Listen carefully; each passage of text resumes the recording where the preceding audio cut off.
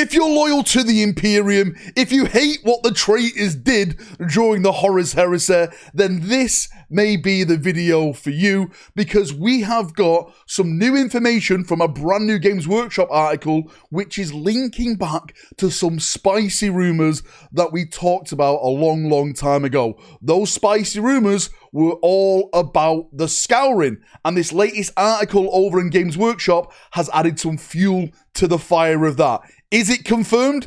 Is it coming? Let's jump in, let's read it, let's look at it, and of course, let's get waffling. So let's jump over to this window as we always do, and this is the article that they just put out. It's all about the Scouring. There's an interview with a chap called Andy, I think it's Andy Hoare, who's a part of the Warhammer studio, which again is a really big thing, a part of this, and it goes into detail about, of course, the Scouring series. We started with Ashes of the Imperium, that book, what happened directly after the Emperor was interred on the Golden Throne and all the politics around that, Gilliman trying to take power because the Ultramarines are a bunch of losers. I'm not going to get into the rant this time, but one of the big things that stands out in here is this little paragraph which I've highlighted. So Andy Hoare, I think this is the person they're talking to. It says, "It was really exciting to see the release of the first novel in the Black Library's new series, The Scouring, as work begins on it several years ago," which again, I told you, like, there's apparently a couple of books already been done for the Scouring. The first couple of books are all there, they're already done, and it's going to be another series just like the Horus Heresy. When the guys at Black Library first started talking about what might come after the Siege of Terror were concluded, as part of the planning process, the Warhammer studio was involved right from the onset. And we soon found ourselves engaged in the fascinating exercises in the future history. Now, bear in mind, Warhammer Studio, why are they involved in this? Well, if I switch back to the big screen so you can see my head in full HD, they're involved in this because there's a big rumour that was happening.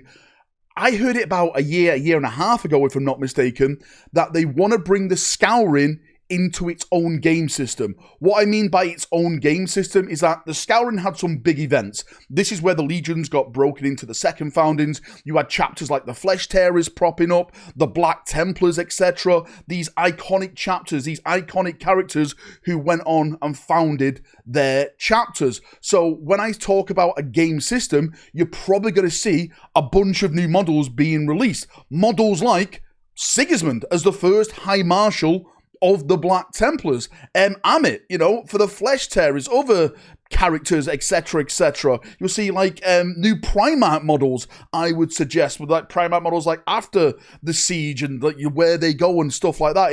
It's a big new game system, which again I was hearing rumors for a couple of months back. I kind of like took it on the chin, like maybe it's not kind of real, but reading this article, I actually think now there is proof to the pudding that we are going to get a Scouring game system. Now, how would the Scouring game system work?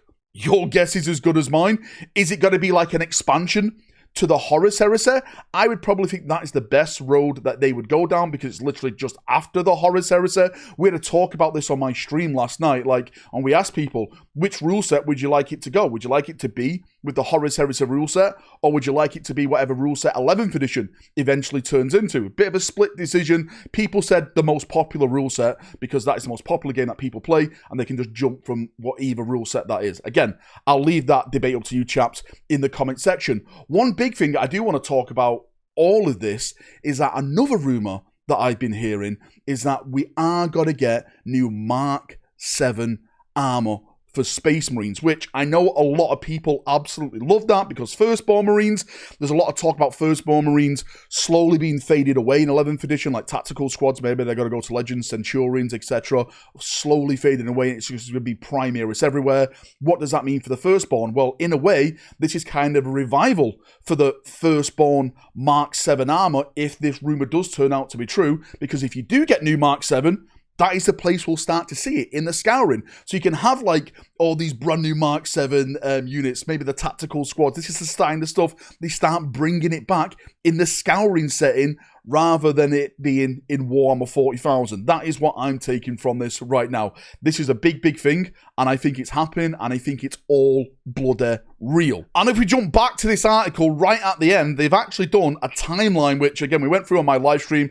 The timeline of the Scouring, we've basically already covered these two, like the Battle of Luna, and what happens after the Siege of Terror. That happened in the Ashes of the Imperium. But like there's the liberation of Mars, the traitor forces being purged from the solar system. If we go all the way down, one of the big things, which I know a lot of people are memeing me about, is this. The Iron Cage confirmed. It's looking like that's one of the last big things of the Scouring, maybe. I'm sure there's going to be more to this, but there's some new information here. So after the Iron Cage, Perturabo ascends to the Demon Hood. Of course, I knew that. There were some Iron Warrior players like, Perturabo's not going to become a Demon Prince. He's got to master chaos. He's got to control chaos. Wrong!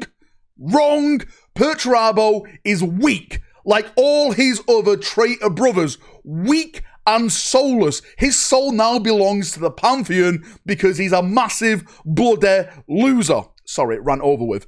But then he returns to Olympia to establish his Iron Empire. And the 2-year-long siege of Olympia begins. So that is absolutely new lore now. So I'm actually excited to see who sieges Olympia.